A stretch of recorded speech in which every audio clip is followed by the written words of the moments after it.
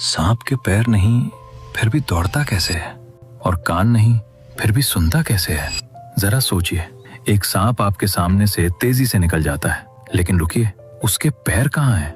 और इससे भी बड़ा सवाल, जब उसके कान ही नहीं हैं, तो उसे पता कैसे चलता है कि आसपास क्या हो रहा है? यहीं से सांप की असली कहानी शुरू होती है। सांप के पास पैर नहीं है, लेकिन उसके शरीर में कुछ ऐसा है जो पैरों का काम कर देता है। सांप अपनी मांसपेशियों को एक विशेष तरीके से सिकोड़ता और ढीला करता है। इससे उसके शरीर में एक लहर जैसी गति उत्पन्न होती है। अब पेट के नीचे मौजूद स्केल्स जमीन को पकड़ते हैं, और जब शरीर की ये लहर आगे बढ़ती है तो यही स्केल्स सांप को पीछे फिसलने से रोकते हैं। नतीजा, सांप का पूरा शरीर उसे आगे बढ़ाने का कार्य करता है। अर्थात जहां मनुष्यों के लिए पैर आवश्यक हैं, वहीं सांप के लिए उसका पूरा शरीर ही गतिशीलता का माध्यम बन जाता है। लेकिन अब असली रहस्य, सांप सुनता कैसे है?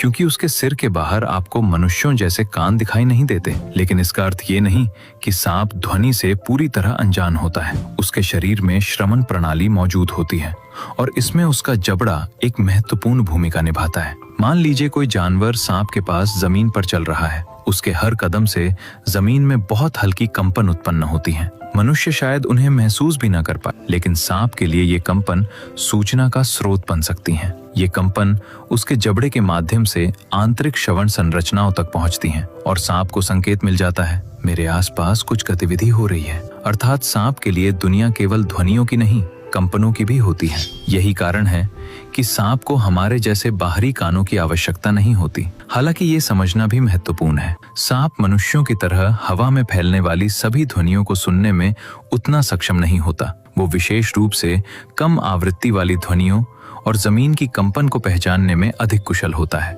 तो अगली बार जब कोई सांप चुपचाप आपके पास से निकल जाए, ये मत सोचिए कि उसे कुछ पता नहीं चला। संभव है उसने आपकी आवाज से पहले आपके कदमों की कंपन महसूस कर ली हो।